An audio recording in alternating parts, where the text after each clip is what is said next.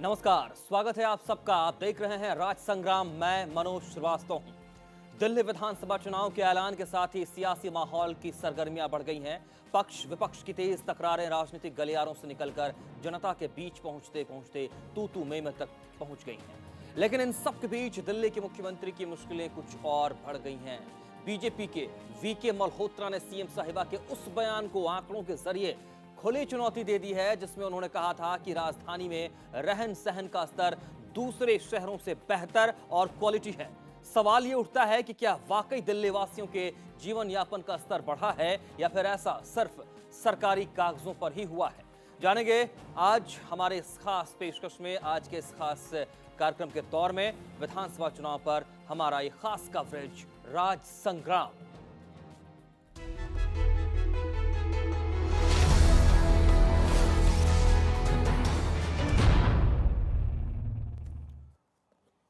और राज संग्राम में आज मसला यही है कि दिल्ली की मुख्यमंत्री अगर ये कहती हैं कि दिल्ली के लोगों का जीवन यापन अच्छा हुआ है, सुधरा है, दिल्ली के लोगों का जीवन स्तर बेहतर हुआ है, तो फिर यह बात विपक्ष को गले क्यों नहीं लग रही है? विपक्ष को यह बात क्यों नहीं पचती है? विपक्ष क्यों ये कहता है कि दरअसल मुख्यमंत्री केवल सब्ज़बाग दिखा रही है? ऐसा कुछ भी नहीं है। अगर दिल्ली के लोगों के लिए उनका जीवन स्तर जो है वो प्रति व्यक्ति के आय के हिसाब से महीने में 1 लाख रुपए है, तो फिर 71 लाख 73 लाख से भी ज्यादा लोग अभी भी गरीबी रेखा से नीचे क्यों है? विपक्ष ये सवाल उठा रहा है। आंकड़ों के जरिए वो कह रहा है कि शीला दीक्षित जो बातें कह रही हैं वो सही नहीं है, वो केवल एक सब्ज़बाग है और दिल्ली के लोगों को भ्रमित करने का एक तरीका है। इस मसले पर राज संग्राम में 2 खास मेहमान हमारे साथ आज जुड़ रहे हैं। इन दोनों के पास हम चलेंगे और इन दोनों से इस मसले पर राय शुमारी करेंगे कि आखिरकार क्या जो शीला दीक्षित कह रही हैं वो सही है, या विपक्ष कहता है कि statistics and programme implementation ministry के आंकड़ों ने जो खलबली मचाई है अपने आंकड़ों के जरिए, उसके आधार पर विपक्ष अपनी जगह सही नजर आता है कि सही नहीं है शीला दीक्षित के वो तमाम दावे जो वो कह रही हैं अपने अपने बयानों के जरिए, अपने आंकड़ों के जरिए। हमारे साथ 2 खास मेहमान हैं, हम उनका रुख करेंगे। हमारे साथ बीजेपी की तरफ से हरदीप सिंह जी हैं इस कार्यक्रम में, हमारे साथ कांग्रेस की तरफ से आलोक शर्मा जी हैं। आप दोनों का बहुत बहुत स्वागत है। लेकिन सबसे पहले आलोक जी आपके पास आऊंगा मैं और सीधा आपसे एक रिएक्शन लूंगा कि शीला दीक्षित अगर ये कहती हैं कि दिल्ली के लोगों का जीवन यापन बेहतर हुआ है, स्तर उनका बेहतर हुआ है, तो फिर अभी भी गरीबी रेखा से नीचे रहने वाले लोग क्यों आपसे कहते हैं कि हमें राहत दो? मैं समझता हूं कि जो 71 लाख का आंकड़ा आपने कहा है कि गरीबी रेखा के नीचे रहते हैं, वो आंकड़ा आपका गरीबी रेखा का नहीं है। वो आंकड़ा है फूड सिक्योरिटी बिल में कितने लोगों को लाभ पहुंचेगा। दिल्ली सरकार ने या केंद्र सरकार ने कहीं पर भी ऐसा नहीं कहा है कि दिल्ली के अंदर 71 लाख लोग गरीबी रेखा से नीचे हैं। मैं इसमें आपकी थोड़ा सा वक्तव्य में संशोधन करना चाहूँगा। दूसरा बिंदु आपने उठाया, जहाँ तक विकास की बात है, दिल्ली के अंदर हर क्षेत्र में विकास हुआ है और भाजपा केवल और केवल आरोप लगाने की राजनीति कर रही है। इसके अलावा ना उनके पास कोई तथ्य है, ना प्रमाण है, ना कोई आधार है। हरदीप जी, क्या वाकई जीवन स्तर में सुधार नजर आता है? और अगर ऐसा है तो शीला दीक्षित की बात को क्यों नहीं मानते हैं आप? एक बात से मैं थोड़ा सहमत हूँ अपने भाई से। जो इन्होंने 73 लाख या 71 लाख वाला आंकड़ा है, वो वही आंकड़ा है जो रेसिपिएंट्स हैं आपके फूड सिक्योरिटी बिल के, एफएसबी के। वो वही आंकड़ा है, बिलो पॉवर्टी लाइन का आंकड़ा नहीं है। बिलो पॉवर्टी का मैं कल 20 या 22 लाख के आसपास का आंकड़ा है। दूसरी चीज़ जो है, आज के दिन में जो इन्होंने 1 लाख रुपए वाली एक स्टेटमेंट दी थी हमारी माननीय मुख्यमंत्री जी ने, तो उसके हिसाब से अगर हम सिंपल कैलकुलेशन करके चलते हैं तो दिल्ली में करीब करीब हम 90 बिलियन डॉलर की इकोनॉमी यूएस डॉलर्स में लेकर के चल रहे हैं। 90 बिलियन डॉलर की मात्र दिल्ली की जीडीपी निकल के आती है। तो फजिंग नहीं कहूँगा, ये तो ब्लंडर कहूँगा, और ब्लंडर भी निकल रहा है किसके मुंह से? हमारी ऑनरेबल मुख्यमंत्री साहिबा के मुंह से। 90 बिलियन डॉलर का मतलब होता है आज हम कई स्टेट्स क्या कई मुल्कों को पीछे छोड़ के निकल गए हैं। देखिए, फजिंग कहें या जिसको कहें calculated changes of facts and figures, ये दिल्ली की मुख्यमंत्री हमेशा करती रही है। इसके अंदर कोई नया खेल नहीं है। आज हम दिल्ली की डेवलपमेंट की बात करते हैं, दिल्ली की ओवरऑल एक पर्सपेक्टिव की बात करते हैं कि जो बिगर पिक्चर है, मेरे हिसाब से 50, 55 या 60 किलोमीटर का एरिया है 1480-90 किलोमीटर में से, जिसमें डेवलपमेंट हुई है कॉमनवेल्थ के दौरान। उसके अलावा उससे पहले या उसके बाद कोई डेवलपमेंट नहीं हुई। आज मेरे को ये बताएं कौन सा एक नया काम या प्रोजेक्ट या कोई भी चीज़ कॉमनवेल्थ खत्म होने के बाद दिल्ली सरकार ने आज करीबन 3 सवा 3 साल होने को हैं, क्या एक भी उन्होंने चीज पिक किया, इसका मतलब क्या है कि दिल्ली में और डेवलपमेंट की जरूरत नहीं है, सैचुरेशन पर आ गई है क्या दिल्ली? आलोक जी, क्या कॉमनवेल्थ के दौरान जो डेवलपमेंट का जिक्र हरदीप जी कर रहे हैं वही आपके लिए सीमा थी? दिल्ली के डेवलपमेंट के मायने के तौर पर वही पैमाना था, उससे आगे नहीं बढ़ना था? नहीं, मैं अपने काबिल साथी के इस वक्तव्य को सिरे से खारिज करता हूं कि कॉमनवेल्थ गेम्स के बाद किसी तरह का विकास नहीं हुआ है। आप देखिए किस तरह से अनऑथराइज कॉलोनीज़ में पिछले 1.5 साल के अंदर काम हुआ है, कितना पैसा अनऑथराइज कॉलोनीज़ के लिए अलॉट हुआ है, कितना पैसा दिल्ली में बिजली विभाग के लिए अलॉट हुआ है, कितना पैसा दिल्ली जल बोर्ड की तरफ से अलॉट हुआ है। इनका कहना कि कॉमनवेल्थ गेम्स के बाद विकास नहीं हुआ है, ये सरासर एक गलत आरोप है।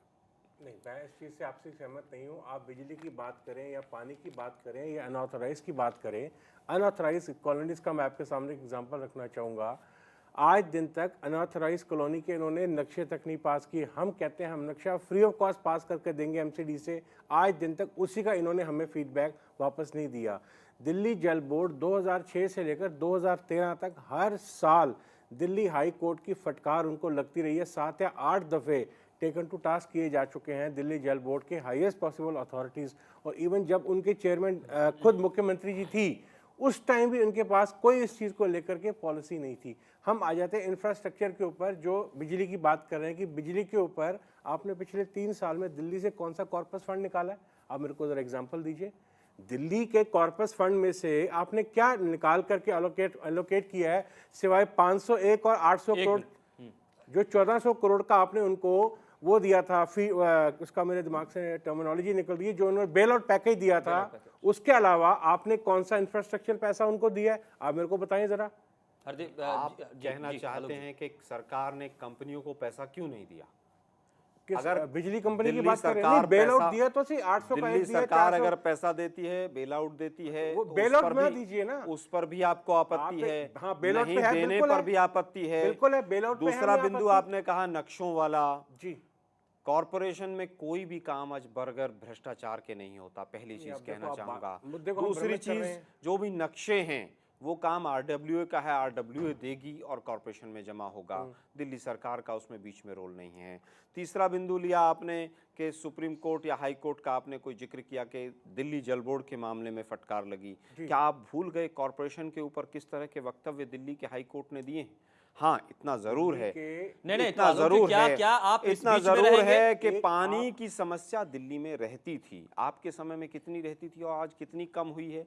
जिस तरह से दिल्ली की आबादी बढ़ रही है, इसमें कहीं कोई दो राय नहीं है कि पानी और बिजली, क्योंकि इन दोनों ही संसाधनों के लिए दिल्ली सरकार को अन्य राज्यों के ऊपर निर्भर रहना पड़ता है, इसलिए कई बार अक्सर समस्याएं आती हैं। लेकिन फिर भी दोनों चीज़ों में, बिजली में भी आज 24 घंटे दिल्ली के अंदर बिजली मिल रही है, पानी की समस्या बहुत हद तक दूर हुई है। जिस हिसाब से आबादी बढ़ रही है, 24 घंटे बिजली मिल रही है अगर, तो फिर लोग सड़क पर क्यों? विजय गोयल रो गए थे, अरविंद केजरीवाल पता नहीं क्या क्या कर गए, क्यों आप लोगों के मुख्यमंत्री के आवास तक बहुत जोरदार प्रोटेस्ट? केवल एक चुनावी मुद्दा बनाने से कुछ नहीं होगा। आप देखिए कि भाजपा के शासनकाल में लगभग 1600-1700 ट्रांसफार्मर हर साल जलते थे, आज 20 से 30 ट्रांसफार्मर पर आ गए। डिकेड पुरानी बात मत कीजिए, उस टाइम जो ट्रांसफार्मर थे उसकी तो बीजेपी ने अगर फेलियर किया, बीजेपी ने अगर बेहतर नहीं किया, तो आप उसी को माइलस्टोन लेकर आगे बढ़ेंगे क्या? मैं कह रहा हूं आज 20 से 30 बेंचमार्क नहीं बना रहा हूं मैं। तो आप तो कह रहे हैं कि बीजेपी ने ऐसा किया, हमने उससे कुछ बेहतर कर लिया, कुछ करने से काम चलेगा? बेहतर नहीं हुआ। 1600-1700 से 20 और 30 के आंकड़े पर हम लेकर आ गए हैं उसको। बिजली की चोरी 47% होती थी भाजपा के समय में, आज केवल 17% और उससे भी नीचे 13% तक के भी आंकड़े हैं। आपने जनता को नहीं दिया, बिल्कुल बेनिफिट दिया है। आज बिजली की दरें जी पूरे हिंदुस्तान के किसी भी मेट्रो में देख लीजिए आप। जेरे का ये आर्गुमेंट का एक टॉपिक नहीं, मेरे पास आंकड़े हैं, मेरे पास भी आंकड़े हैं। आप एक बात बताएं, नहीं आप अगर सब्सिडी को मत बीच में लेके आए, आप 2 रुपए की और 1 रुपए वाली सब्सिडी को ना बीच में लेकर के आए, आपके आंकड़ों को मैं इस पीछे नहीं मानता, आप उसमें सब्सिडी को माइनस करके बात करते हैं। आप सब्सिडी को सरकार ही दे रही है ना, सरकार तो जनता के ऊपर तो कहीं है नहीं, नहीं ऐसा नहीं, कहां से लाते हैं जनता? ऐसा नहीं है, सब्सिडी का नहीं है, पैसा आप सरकार नहीं। कहाँ से लाती है? सरकार कहाँ क्या से लाती है? मुख्यमंत्री सरकार अपनी की जेब कर से दे रही व्यवस्था, है? कर जी नहीं, व्यवस्था को जी नहीं। सुदृढ़ किया है ये हमने। टैक्स पेज मनी है। हमने कर व्यवस्था को सुदृढ़ सब्सिडी किया जो है। है, आपके यहाँ कर व्यवस्था में चोरी होती थी। नहीं, लेकिन आपके आलोक यहाँ जी के क्या लोग क्या जो है क्या सब्सिडी टैक्स और किसका ये एक पैसा है? मसला, चोरी ये भी करते एक मसला नहीं है कि सब्सिडी क्या बिजली को किसका पैसा प्राइवेटाइज है? करने किसकी से भी जेब से महंगाई आया बढ़ी है। सब्सिडी का क्या पैसा? आपका ये मसला भी नहीं है कि आप जिस तरीके से हाल के दिनों में बातें हुई हैं वो चली हैं, वो दिन दूर नहीं, शायद अगली सरकार में आप हो जाए या बीजेपी हो जाए, ये एक डिबेट रहेगा कि क्या वाटर डिपार्टमेंट को भी प्राइवेटाइज कर दिया जाएगा। क्या आपको नहीं लगता है कि आपने डायरेक्टली अपनी तरफ से कुछ नहीं किया है, आपने घुमा फिरा करके पब्लिक के ऊपर प्रेशर इस रूप में डाला, एक तो प्राइवेटाइज किया और ये कह दिया कि अब हमारे बस में नहीं है कंपनी और हम नहीं कुछ कर सकते हैं? नहीं, देखिए, जिस राज्य के अंदर 2008 में जब भाजपा की सरकार गई 49%, सॉरी 1998 में 49% जिस राज्य में बिजली की चोरी होती थी, तो उसका कोई समाधान हमारे पास नहीं था। और प्राइवेटाइज करने से अगर लोगों को बेहतर सुविधा मिली है तो इसमें क्या गुनाह क्या किया है? इसमें बहुत अच्छा रास्ता लिया गया है। केवल प्राइवेटाइजेशन का रास्ता बिजली में तो नहीं है। क्या भाजपा आएगी तो प्राइवेटाइजेशन से सरकारी बना देगी? क्या हमारे भाजपा के प्रवक्ता इस बात को उस कैमरे पर कह सकते हैं? एक चीज बता करके मैं आपको चैलेंज दे करके चल रहा हूँ, दो चीजें बता करके चैलेंज चल रहा हूँ। चाहे यही कंपनियां रहें, उनके अंदर कंपटीशन करवाया जाएगा, point number 1। Point number 2, rock bottom बोल के चल रहा हूँ, मिनिमम 30% बिजली की दरें विद इन फर्स्ट ईयर आपको बीजेपी की सरकार घटा करके दिखाएगी। ये हमारे प्रदेश अध्यक्ष विजय गोयल जी का चैलेंज है और हमने उसका फॉर्मूला पूरा बनाया।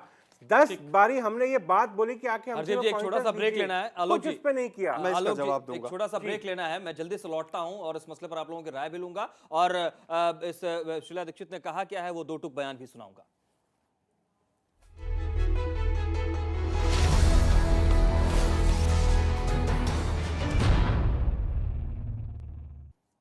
तो आप देख रहे हैं राज संग्राम, हमारा विशेष कवरेज चुनाव पर, और डिबेट लगातार जारी है कि आखिरकार अब जब शीला दीक्षित ये कहती हैं कि दिल्ली के लोगों का जीवन यापन बेहतर हुआ है, जीवन स्तर बेहतर हुआ है, उनका इनकम बढ़िया हुआ गया है, तो फिर आखिर क्यों अभी भी लोग गरीबी में हैं? क्यों उन्हें सड़कों पर आना पड़ता है? क्यों वो कहते हैं कि हमें सब्सिडी दो? क्यों वो कहते हैं कि हमें राहत दो? डिबेट में आगे बढ़ेंगे, लेकिन पहले शीला दीक्षित का बयान सुनेंगे, बवाल देखेंगे।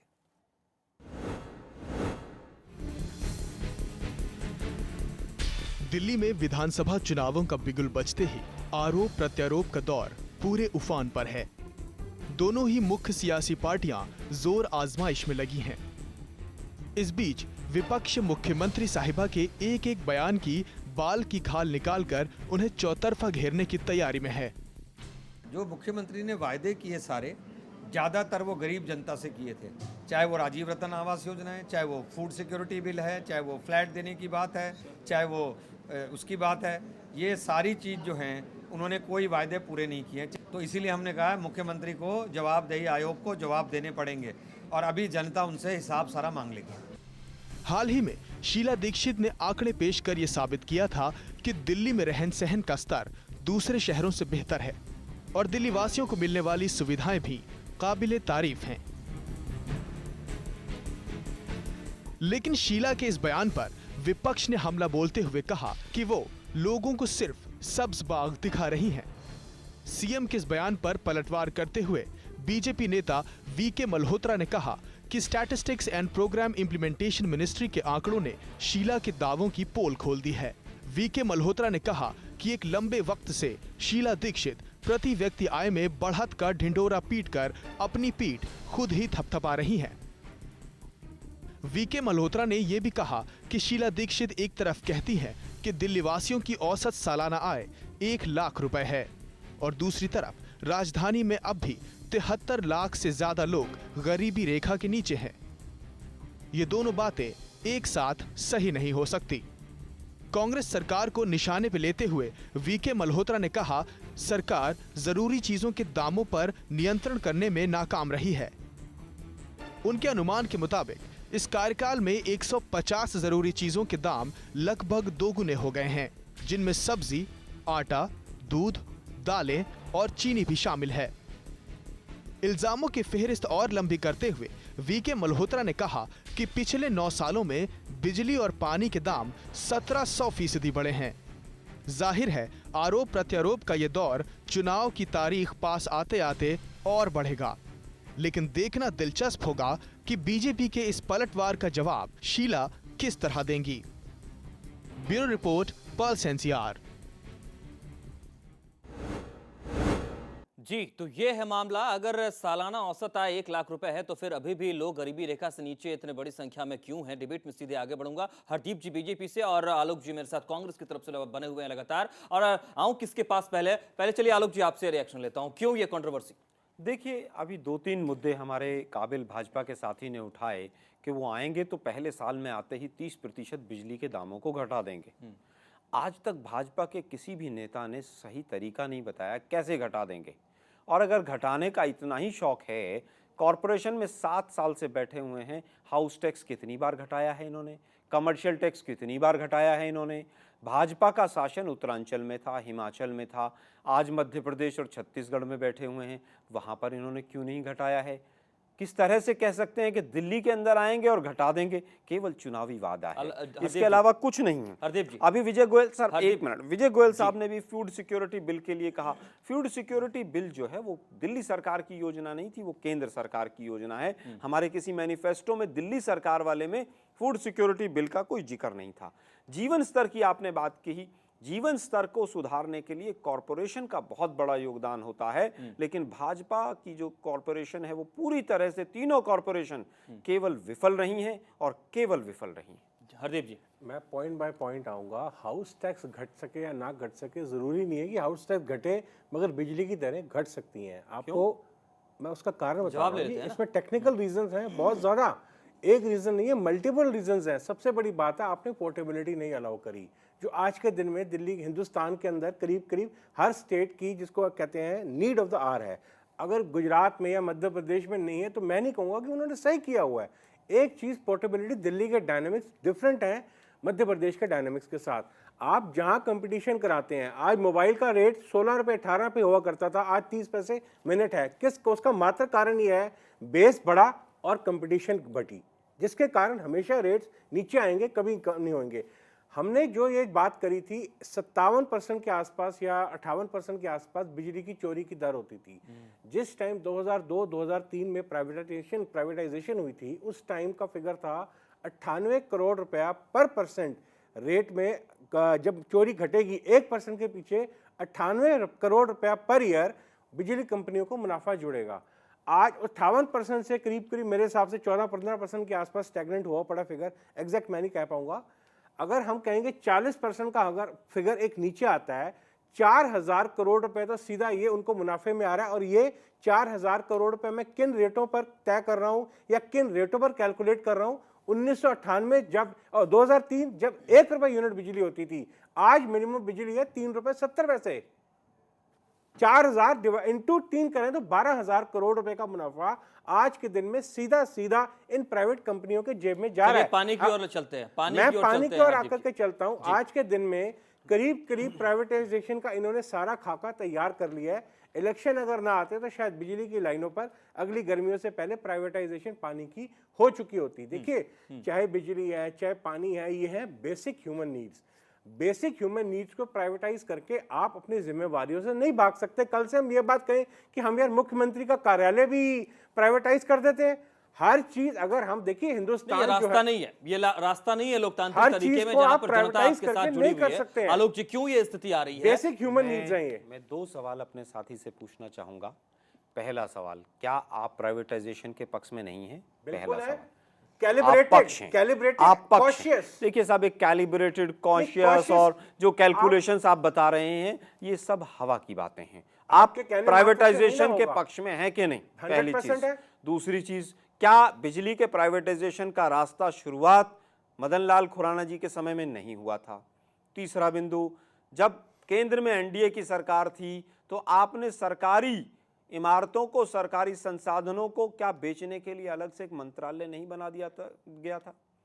आप मुझे बताइए। आज आप केवल और केवल चुनावी वादे कर रहे हैं, इसके अलावा कुछ नहीं कर रहे हैं। नहीं नहीं, आप थोड़ा सा, अगर 30% बिजली का रेट आप कम करते हैं तो 5100 करोड़। डिसइन्वेस्टमेंट कमीशन नहीं था, आपने तो मंत्रालय ही बना दिया था। सेंट्रूर होटल तक बेच डाले आप चलिए लोगों ने। प्लीज उस डिबेट में नहीं, अभी आज के दिन में यहाँ पर इररिलेवेंट करंट पर्सपेक्टिव पर हम रहे अगर तो ज्यादा बेहतर आज है। के दिन में वो आलोक बहस जी, irrelevant आलोक जी, है। क्या ये भरोसा भी मिलेगा कि अगर पानी के बिल में, अगर बिजली के बिल में लोग परेशान हो रहे हैं बढ़ोतरी की वजह से, तो उसको भी कम करने के उपाय होंगे, कम करने का विश्वास मिल पाएगा उन्हें? मैं बिल्कुल इस बात को कहता हूं कि देखिए, दो चीजें हैं, एक सुविधा की गुणवत्ता है, एक सुविधा की कीमत है। आप दोनों को कंपेयर करके देखेंगे तो कांग्रेस के शासनकाल में अगर रेट कुछ बढ़े हैं जो कि समय की मांग थी, तो उसके साथ साथ गुणवत्ता कई गुना ज़्यादा बढ़ी है और जनता आज खुश है। यही कारण है कि पिछले 15 साल में दिल्ली के अंदर जितना माइग्रेशन हुआ है पास के राज्यों से, वो इस बात का जीता जागता सबूत। ठीक है आलोक जी, अगर कांग्रेस की तरफ से ये बात आ रही है, आलोक जी की तरफ से आ रही है बात कि महंगाई कुछ मसलों पर अगर बढ़ी है तो उसकी धार पर सरकार है इस बार, ये भी सच्चाई है। तो हरदीप जी, क्या बीजेपी को लगता है कि वो इस धार से आगे निकल करके जनता को और ज्यादा सहूलियतें दे पाएगी? मैं एक छोटी सी बात बोलूंगा, डेवलपमेंट जो है हमेशा होनी चाहिए ह्यूमन एंगल को पर्सपेक्टिव में रखते हुए। आप सिर्फ कंपनियों की मुनाफाखोरी के लिए प्राइवेटाइजेशन करें या सहूलियत देने के लिए जनता को, ये चीज़ आपको सोचनी पड़ेगी। इस चीज़ को जहन में रखते हुए आपको जो भी पॉलिसीज बनानी चाहिए वो बनानी चाहिए। मैं एग्जांपल दूंगा, अगर गुजरात का हमारे मित्रों को अच्छा नहीं लगेगा, मगर वहाँ पर अगर प्राइवेटाइजेशन हुई है तो उनका पहला बेंचमार्क था गाँव तक 3 फेज बिजली पहुँचेगी। ये पहला क्लॉज था, 3 साल के अंदर हर जगह जो गांव का कनेक्शन होगा वो 3 फेज होगा, और ये पहला प्री रेक्विजिट था जो कि उन्होंने किया। हम कहीं पर गुणवत्ता की, जो हमारे मित्र बात कर रहे हैं, गुणवत्ता को बेंचमार्क बनाना बहुत अच्छी बात है, मगर बनाया नहीं बनाया। आज दिल्ली सरकार, मैं नहीं कह रहा, सारा जग जानता है, सिर्फ और सिर्फ प्राइवेट कंपनियों के इशारे पर नाचती हैं। आप जिसके अंदर मतलब कि भागीदार हैं, जिस बिजली कंपनियों के साथ भागीदार हैं, और उन्हीं को आप बेल आउट दे रही हैं, उन्हीं को आप सब्सिडी के रास्ते दे रही हैं। चलिए, ये एक अलग डिबेट है, इस डिबेट में आगे बढ़ेंगे तो फिर बहुत सारी बातें और आ जाएंगी। लेकिन कुल मिलाकर स्थिति ये बनती है कि प्राइवेटाइजेशन के पक्ष में आप दोनों नजर आते हैं, लेकिन उसका मकसद ये होना चाहिए कि लोगों को कैसे सस्ते दरों पर बिजली या पानी उनको मिल पाए। जी, ये क्वालिटी मेंटेन करते हुए कैसे उनको सस्ता पड़ेगा कोई भी सुविधा, ये आपको सुनिश्चित करना होगा। ये चुनौती अभी कांग्रेस के सामने भी है और ये चुनौती बीजेपी के सामने भी है कि वो किस तरीके से इस मसले से आगे निकलकर जनता के बीच पहुंच सकती है, या वहां अगर पहुंचती है तो कैसे वो उनको इस लड़ाई से आगे ले जाएगी, सुविधा के तौर पर, क्वालिटी के तौर पर। बहुत बहुत शुक्रिया आप दोनों का हमारे साथ इस कार्यक्रम में लगातार बने रहने के लिए, इस डिबेट में लगातार शामिल रहने के लिए। आप तमाम दर्शकों से फिर होगी मुलाकात, लेकिन लगातार हमारा ये खास कवरेज जारी है और इस कवरेज में हम हर पहलू को छूने की, हर पहलू को उठाने की कोशिश कर रहे हैं जो आवाम से जुड़ी हो, जिसका सरोकार आप तमाम लोगों से है, दिल्ली के लोगों से है, राजस्थान के लोगों से है। और हमारा ये चुनावी कवरेज लगातार जारी है। चुनाव से जुड़े हर हलचल के लिए आप लगातार जुड़े रहिए पॉल्स एनसीआर के साथ। इस वक्त दीजिए इजाजत हम सबको राज संग्राम।